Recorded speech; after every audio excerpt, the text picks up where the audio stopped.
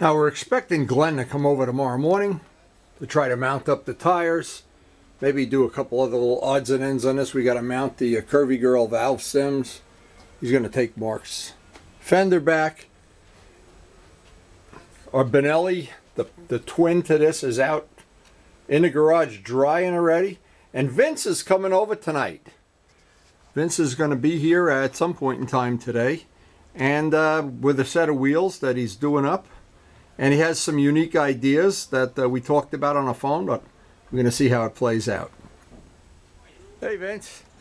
Miles wants to see you all night. How are you? Vince, what do you say? How are you, sir? You shake hands? Man, yeah, he's getting to be big. Hey, Dad, how you doing? I brought my dad. Whoa! Well, you came to the right place. I hear you got trains. You, boy, do I have trains. Oh, my God. Yep, he loves that stuff. I actually have trains on my outdoor picnic table. Wow.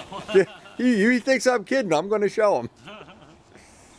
Boy, what a beautiful day. Oh, my God. You know, if every day could be like this, we would skip summer. We love this weather. Yep, this is like a 10 best day of the year. I agree. Yeah, definitely. I thought I'd be a good guy tonight. I stayed up late. I wanted to get these wheels back masked off so I could get paint on in the morning. And I had told Vince about these rolls of tape that Glenn bought that from Harbor Freight that were terrible. This is Scotch tape. I have a feeling it's a little older, but watch. This is something that can just make you crazy.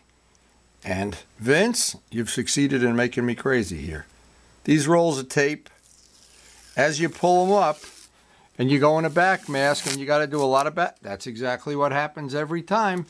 It can just make you crazy. So we have 2 more rolls of scrap tape available. And I'm going to have to use Glenn's scrap tape here. I thought I'd be a big hero and get this done tonight, but boy, didn't start off being a good night. But I do know Vince's dad, 91 years old, loved the model airplanes and the model trains. We ran the trains and had a great night. So the least of it is I'm going to have to run out and get some rolls of tape in the morning. Now, because we're working late at night, I'm not going to be able to do this, but these are some of the little imperfections in the rim. We're going to try to dress these off in the morning when Glenn gets here. He'll be a big help if he can hold the rim while I'm doing this.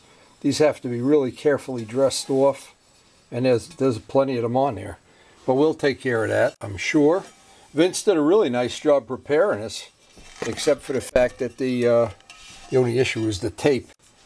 That, boy, oh boy, that tape is shit. That is worse than the Harbor Freight tape. I know what it is. It was just old tape that was frozen and unfrozen, and see, this has got to be dressed off. Now, the reason I'm not doing it tonight, 2 things. Karen's already asleep, number 1. I don't want to wake her up. That'll make a lot of noise. The second thing is I wanted to give Glenn a little demo of how we can clean up this edge. Now, normally people paint. Here's what happens. They paint or powder coat right over this crap that's on here. What I want to do is clean this off in the morning, and then I want to back mask it maybe 1/4 of an inch in. See, originally what Vince wanted to do, and I kind of talked him out of it, there's a way the guys that they let the air out of the tire, and what they do, they put a piece of tubing in here, and then they get just enough paint around the rim that, But now, for the whole time you're painting the wheel and sanding it and polishing it and the tire's there, and it's all full of duct tape and masking tape and tin foil, and sometimes it just pays to take the tire off. Now the downside is, of course, you got to put the tire back on. You got to do the labor, but Vince has a tire machine, and if he wants to use our method, we're going to try like hell not to scratch these up if we possibly can. But again, the rules of engagement are, the wider the rim is, this will go on easy, this will be a medium, this will be a difficult. The thinner the rim is, and these are 16-inch wheels, by the way, that it makes it more difficult to do it without tools. But again, I've got all these little tools tomorrow, and I'll do a little of this with Glenn. I got a couple of these. We want to work on those areas. Sometimes you just have to do it by hand, but this one, especially the rear one, there's really some rough spots on there. Before we put all the time and energy and everything into what's going to be another set of wheels. And we're just coming up on a point that all this stuff has to be done before we can even prime the wheels for the first coat of prime. This is for Vince. Now look, I stayed up last night. I backmasked this stuff. I got ready to take the gouges. I wanted to show Vince. Glenn has decided to go in the tape business using your tape. Now the shit's 100 years old. That's no, what I it think is. that's Can you what get it a piece of? I can't. So I hollered at Glenn. The blue tape he bought was terrible. This is 10 times worse. So by the time last night, I couldn't even sleep. I was so annoyed about this. And we got to stop buying the good stuff. We gotta. This is Scotch. Stop buying Scotch and we'll get back to Harbor Freight. We gotta go to upgrade to Harbor Freight. All right. Now, I think I got something. Yeah, you got. Okay. Okay. We're gonna back. Yeah, nice, no, huh? How do you say the word shit in Italian? Scotch. Pepperoni. Scotch. Oh my God. Anyway, I wanted to show this because see what happens. People try to use. I always say on the video, people try to use up old tape. Not this Put it in that drawer of tape to be sold on Tape eBay. to be thrown. Now I wanted to show this tip, and I want Glenn to do it. What we're going to do is we're letting the tires warm up. The tires are now. Let's see, we got our digital thermometer. Let's see what they are now. About 69, 70. The ambient. So if the sun comes out, you can put these out in the sun. They'll go to about 90. But they'll never go to 125. So we're going to try to do these with a quartz heater later. This I wanted to show you. These rims are chewed up. But we're going to take all of these little pads, put one on a drill. I got to go get I got the little one here. Put the little one on a drill. Okay. We have these little Harbor Freight things, and I want to dress this off. You really need two guys to do it because one guy's got to hold the rim. That's a pretty good hunk taken out of this. Yeah, oh yeah. Maybe these we got to do with a sanding block. Yeah. Let me see. We got to evaluate this a little bit, but we're not going to paint over this.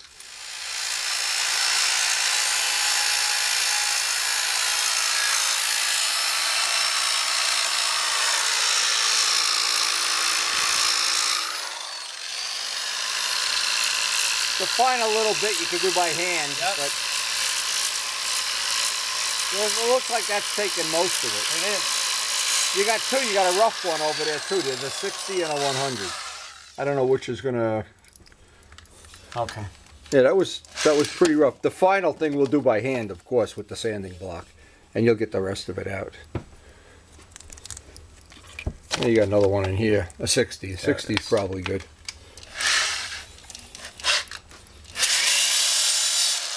Just keep it moving. Don't put a belly in it. That's it. Back and forth.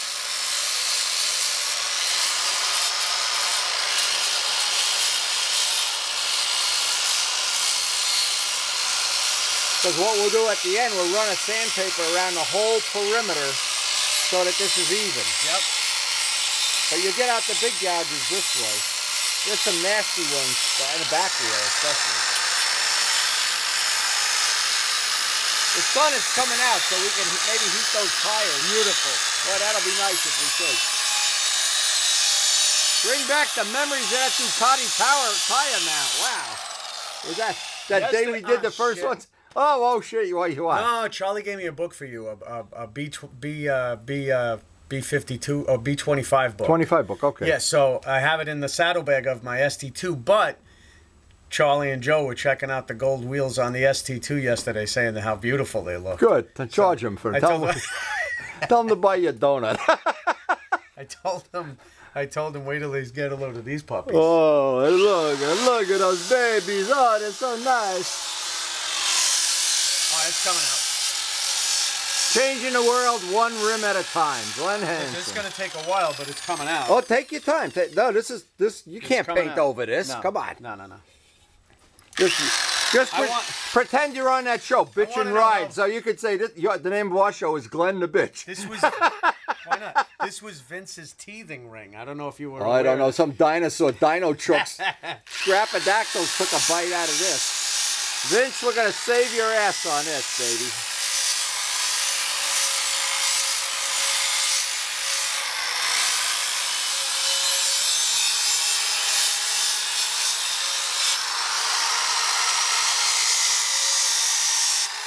Go right around the whole egg. That's it. Perfect. You don't want to have a sharp edge on there when you're seating the tire. That's it. And we'll do the inside with the wire wheel.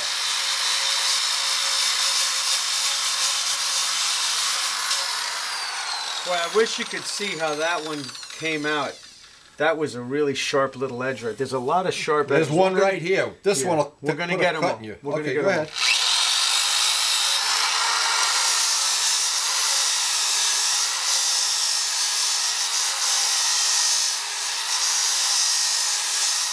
Hold on one sec.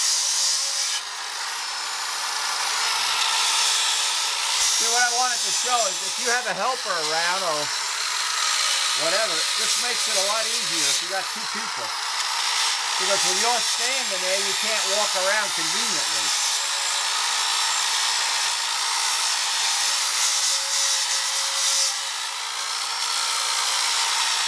Wow.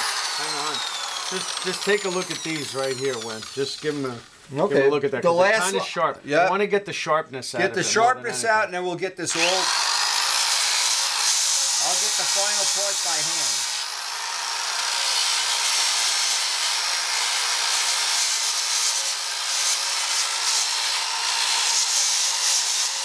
Hold on one sec. See, even in here, there's gouges in here. Just run that tool on it, that's all. That's good.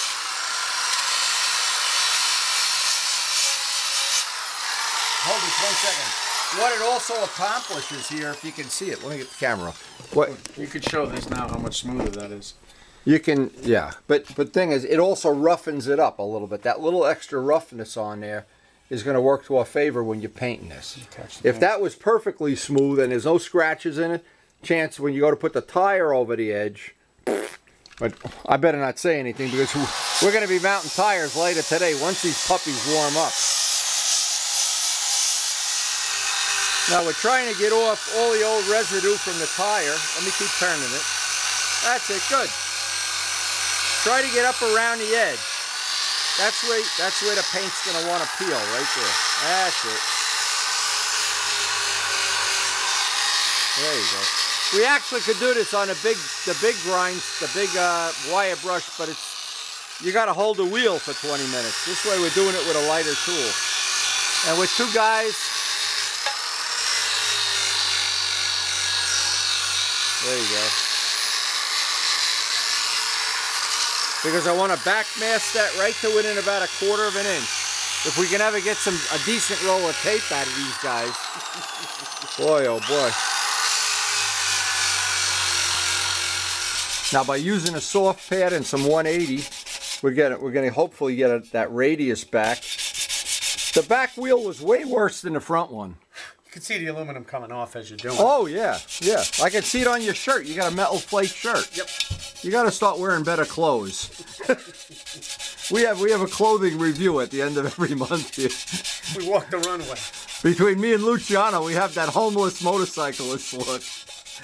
Oh man. All right, so what the plan is, this one I can take outside and prime. While the primer's drying, we're going to do that one. Yep, And while they're both the primer's drying, we're going to try to heat the tires and mount the tires. And by the end of the day, we'll hopefully have some progress made on these wheels for Vince. And the last step is Glenn is etching everything up with some 600, that Rhino wet. So wait a minute. This is for a Kawasaki. Vince doesn't have a Kawasaki. Whose bike is this? It's going to be mine when this is done. I quit. I quit. Union rep. I have a grievance to file. I have a grievance. We're working on the competition. I want Ducati rims. I want Ducati I want the rims. warden. Get the warden. Genuine Ducati parts on my warden down Ducati. here. I demand to pay 3 times the normal price. They better feed me a soup or something. You're getting something for supper. I don't know what. A good ass whipping would be first on the menu. Probably.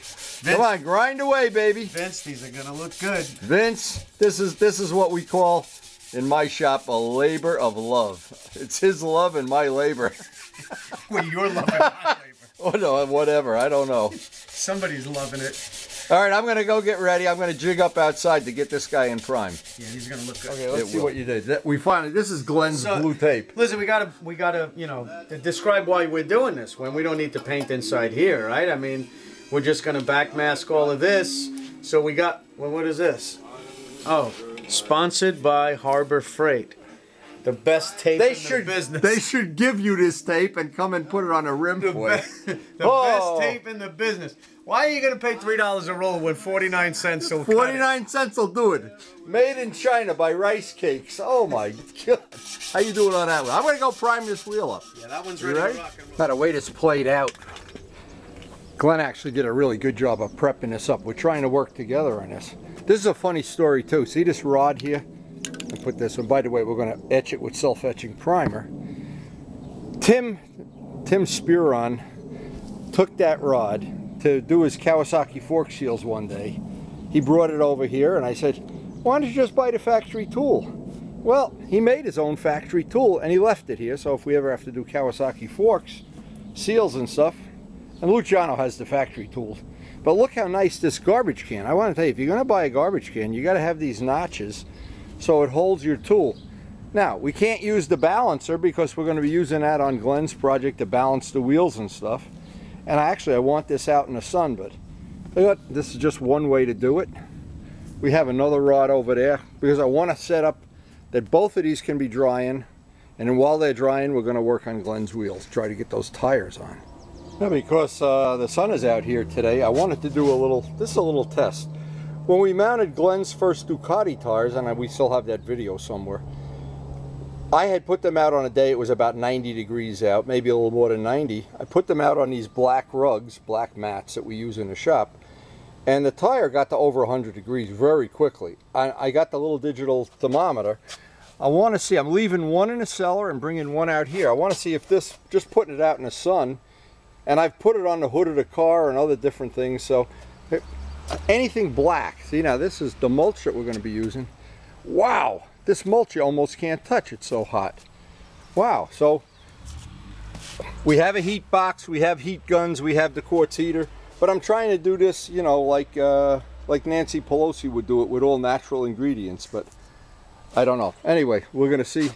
While I'm priming up this wheel, this guy will be cooking. Glenn's down there doing the front wheel. We got a pretty efficient day started here. And we got the prep wall. Boy, this is the kind of time I wish I had the M600. It's always better, but this, I guess, is the devil we know. The devil we can buy in a store without Nancy Pelosi's permission. Anyway, want to get this all prepped up. Glenn's got the other wheel. He's pulling the tape on it. We're looking like we're headed for one of those bitchin' ride days. Glenn can be that goofy guy on bitchin' rides that has his hat on sideways. I'll be the guy that owns the business. Ha ha. Just kidding. Anyway, we do love bitchin' rides, and they're in repeats now, but that big bus they did with the jet engine in it, I thought that was cool as could be. Anyway, not the whole point. The point is, these are prepped. Prep wool doesn't evaporate anywhere near as quick as M600, so we'll give this a few minutes to sit here. Glenn did a great job for you, Vince, here. You better take him out and buy him a salami sandwich or something. Buy him something. Get him some diapers. Again, the reason I don't prefer, I have been spoiled by the Sickens M600. If you can get it in the state where you live, that's way preferable to this product. But anyway, it won't stop us from painting. In fact, what I'm going to do, because this is taking a while to dry, I'll go see how Glenn is doing down there. Now keep in mind, many of the things we've done, we've made a heat box. We have all these ways of heating tires, but there's one way that seems to be, I got my digital thermometer here. I just had this out in the sun for, I don't know how long. We've got it up to 105 degrees already. Now if I turn it over the side that's not facing the sun, is 78 degrees. So it shows you the power of the sun. Now another thing, just to show you what a rocket scientist I am, if you lay this flat on the ground, it's not going to get hot. You want it to be 90 degrees to where the sun is. So I'm using this like a solar panel here. trying to do this like a, if you can imagine, you want the sun to come right in at it. You don't want the sun to come on an angle. I think we're going to be able to get this tire almost hot enough, but if not, we're going to use the quartz heater. So I'm going to bring the other one out here. There's no point belittling this, belaboring it or whatever. Now this always amazes me how you can get, if we can get these tires even to 120 degrees, just letting them sit in the sun, it just saves so much time. And what you see, when the tires get warm, you realize you can squeeze them, you can bend them. When they're hard, if you try to do this on a winter day, oh my God, these things are like rocks. And that's how people destroy the rims. I mean, at worst, we're going to put a couple little chips, but we're going to really give it our best shot. And since Glenn and I have experience screwing this up already, and if it works for you, see, now the other thing people always ask is, well, how do you get the old tires off? Well, we use a hacksaw, and I'll demonstrate that next time. I don't have to take any tires off now. Vince is going to reuse the tires that are on here. Oh, even though, see, this guy would be very smart right now to go buy a set of tires, because then he wouldn't have to do this until he wears out the tires, and then just keep the tires or eBay them or something. But anyway, I don't want to spend anybody else's money. But these are wonderful, in my opinion. I have these on my 750. They are just the best handling tires for that 750, and I know Tim Spearon has had them on his 600 Ninja. They are great tires, but again, that problem is they are really difficult to mount when they're cold. Unless you don't care if you chew up your rims. Okay, we're all prepped up with this guy. I'm just waiting for that prep spool to dry. Again, a mistake is, and people do it all the time, is to use the primer and make it so thick. Using the only purpose primer serves is, and the same way Bulldog works on plastic, is it bonds the paint to the metal.